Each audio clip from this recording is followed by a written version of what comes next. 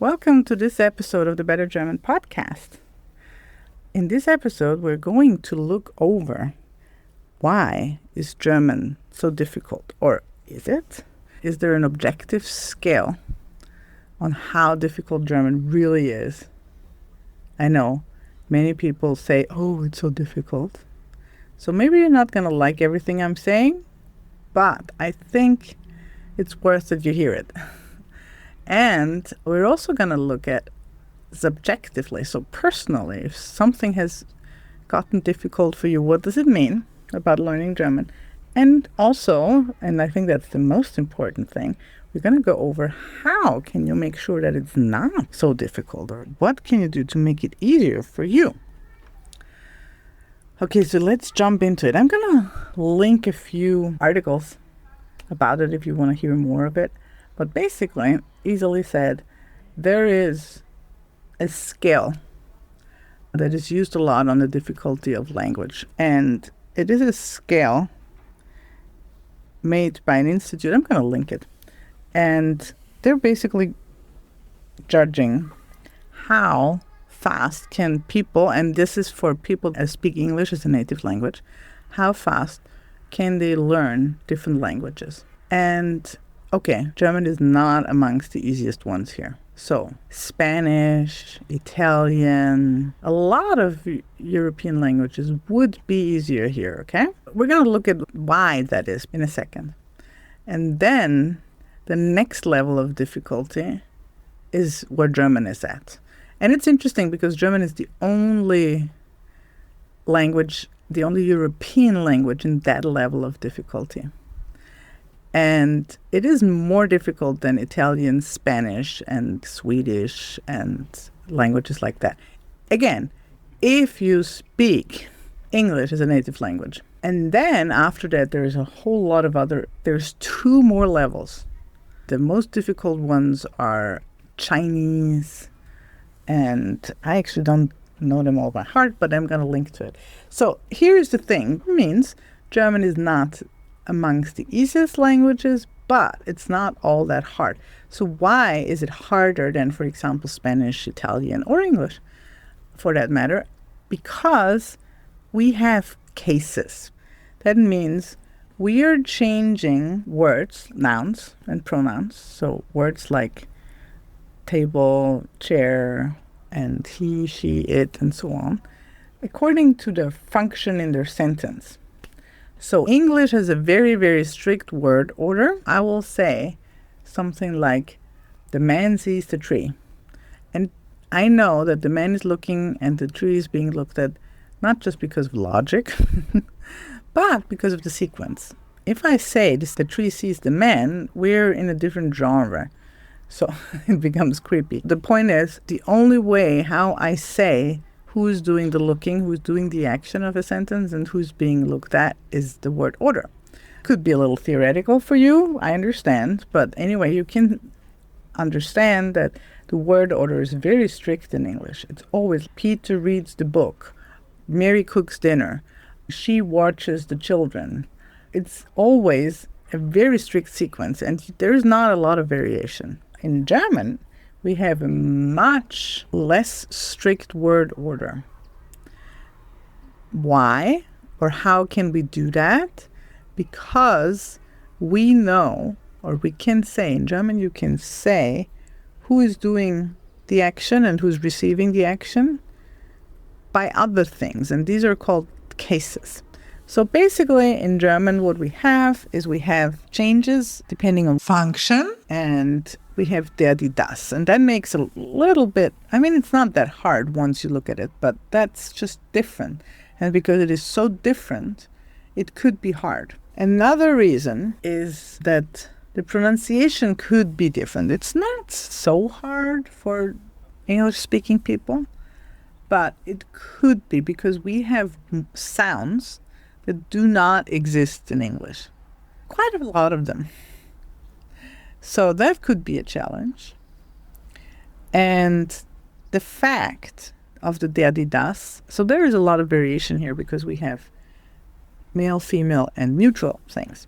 These are, so anyway, that's the main thing. There's other things that are simpler in German, like tenses. For example, if you, for day-to-day spoken English, I'm looking now at mainly spoken because that's the main form of communication that people want to master when they learn a foreign language in most cases. In spoken English, you need 8 tenses, 8 different forms of the verb to speak correctly, and people use them. There is a difference, for example, between I walk in the park every day, or I am walking right now, and I will be walking tomorrow, or next year I will walk in Paris, or I have been working for an hour, but I'm getting tired now, or I have walked this way every day. I think I had them all. So these are 8 tenses. In German, you're just saying ich gehe or ich bin gegangen. These are 2 tenses that cover all of these 8 forms. The rest we cover with additional words. So that is, for example, something that is simpler. Also, the pronunciation for most people, when you learn it in German, is actually simpler because even though from English to German there's a few sounds that you have to learn, there is less variation. For example, if you learn to read as a kid in an English-speaking country, it can be tricky because there's so many different ways of saying the letter A, or so many different ways of saying different combinations. That can be tricky. It's more about how it's written up than how it's said. In German, this is much less irregular. So if you learn German, it is easier to learn the pronunciation correctly once you have mastered those extra sounds.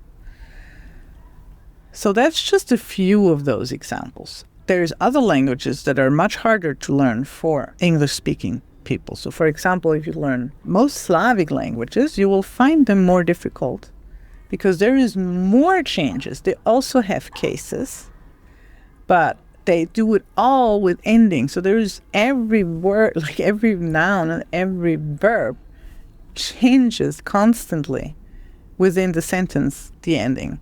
In German, this is not that hard. So German is kind of like a medium thing, you could say, for an English-speaking person, between the languages that are really easy to learn and the languages that are quite hard or very hard to learn.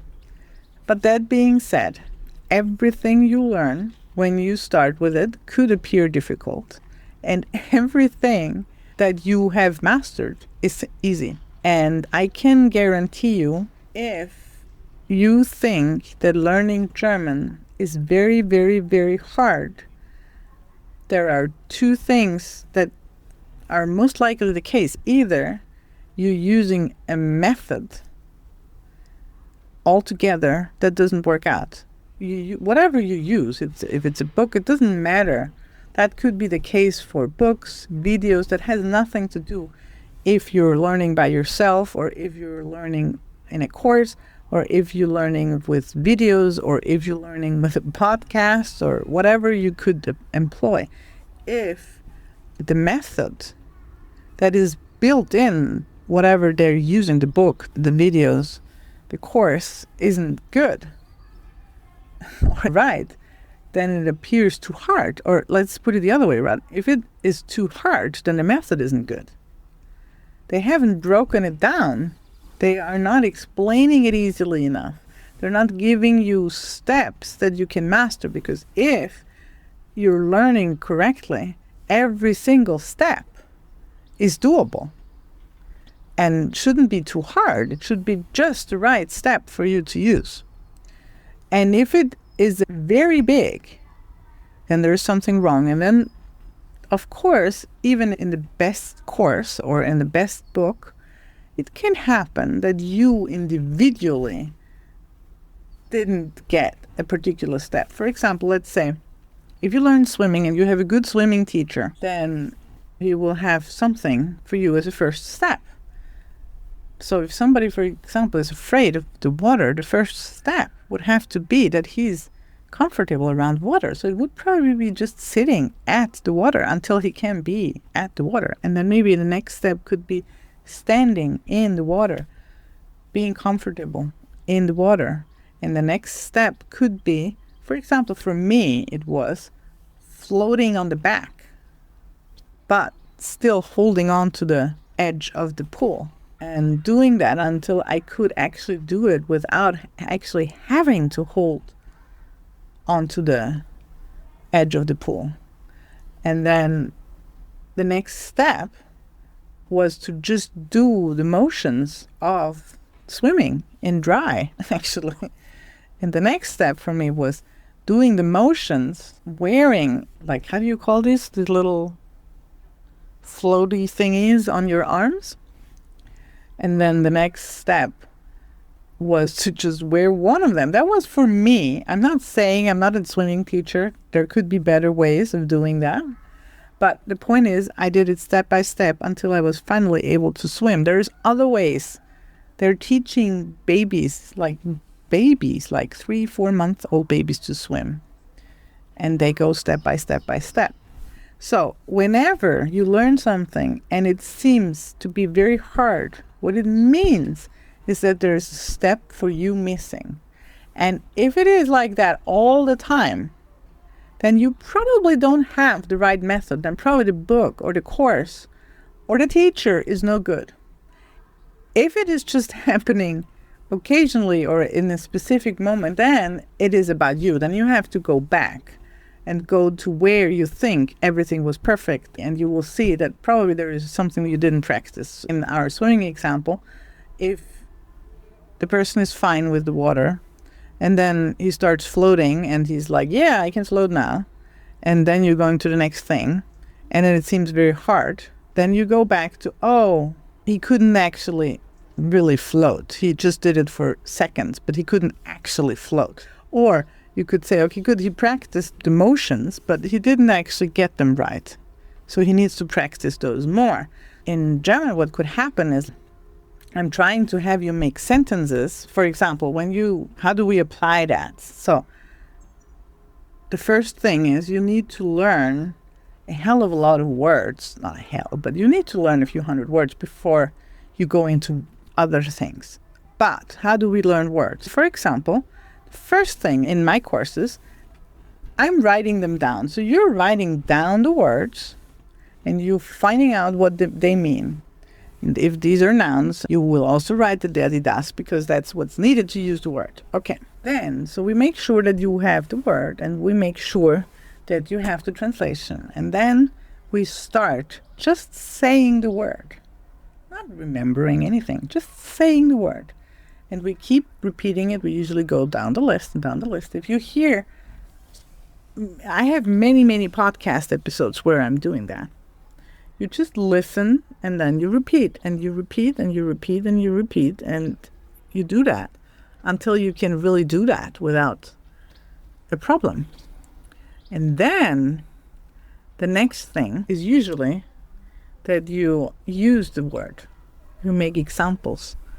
You use it in some communication, in some way. You use it in a game, you use it in a conversation, you use it in sentences. In most cases, and the easiest way is just to use sentences. You can make sentences by yourself, or you can make sentences with a study partner.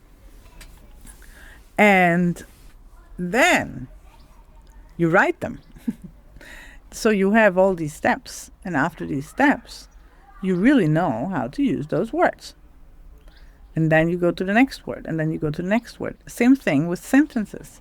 I'm teaching you a way of saying something. Like, do you like apples? Magst du Äpfel? So, magst du means do you like? Okay.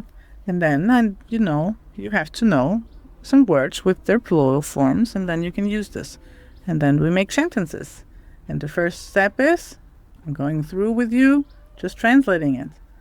Then I'm saying it, you're repeating it, and then you're practicing it yourself, and then you're practicing it by yourself until you don't have to think about it, and until it is easy and it's become sort of natural, and then the next one, and so on. These are examples, but in many courses, As I said, if it is like that and it always seems super hard, then probably you have to change your book, your course, the videos. And if you're doing fine and you're progressing fine, and then you hit a specific point where you feel, oops, this is very hard, then you just have to go back and practice a little bit more before that. Actually, this is mostly what I wanted to say about things that are too difficult. I've made my courses, I've designed my courses very carefully around this point to not make it too difficult and to keep having it be interesting. And that is maybe one more thing that I want to say is we have been almost conditioned, or probably not almost, so much to think into learning has to be difficult, and we have to learn things verbatim, and we have to force ourselves to commit things to our memory. Sometimes I've found people not trust the fact that it can be easy. So that is maybe another difficulty, that you have been made to believe that it has to be super hard and super difficult. And it doesn't have to be. I'm telling you that it doesn't have to be. I've made my courses so that it's not the case. So if you're interested in learning very differently, then you're very welcome. And I have different courses. I have just added another small group course where you can learn pretty much independent on what your level is, and there's a few places open. When you're interested in a course, what you can do is to just do a placement exam and then take it up in an interview. If you're interested in the method, there is a podcast episode, and it's also available as a YouTube video. I'm gonna link it. It's episode 4, how to actually learn German. And if you want to know more about how things become too difficult, this is taken from L. Ron Hubbard's Study Technology, and I'm going to link to that as well. If you enjoy the podcast, then please give it a review. And also, maybe you want to check out the podcast membership. So the podcast community, there is a free tier and there is a VIP tier. The VIP tier is only a few bucks a month, and it gives you early access to the episodes. And in both cases, you will have some great possibilities. So check it out at bettergerman.info/community. Okay, good. So talk to you soon. Bye-bye. Quick break here. So if you're new here, Better German is a podcast, and it's a learning ecosystem. We have courses, group sessions, one-on-one resources, everything you actually need to speak German, not just study it. And if you're wondering where you fit in, do you actually know what your real German level is? Not what certificate you have, not what you think, but where you actually stand today. I've built a short placement test that tells you exactly that. And here's the difference. I personally look at every result and I'll send you a real answer. Not an automated email. Me actually looking at your German. It's at bettergerman.info/test, and it's also in the show notes. Takes about 10 minutes. Back to the episode.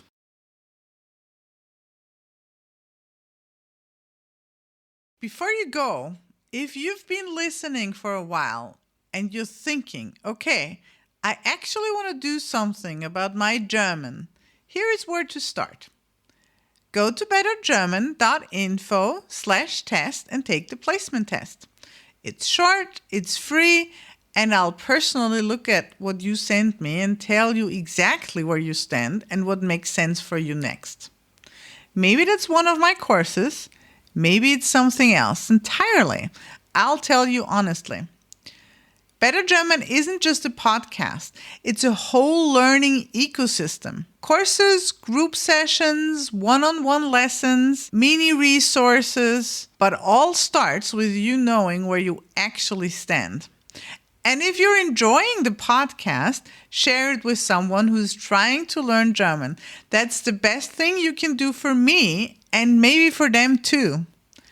The link is in the show notes, and see you in the next episode.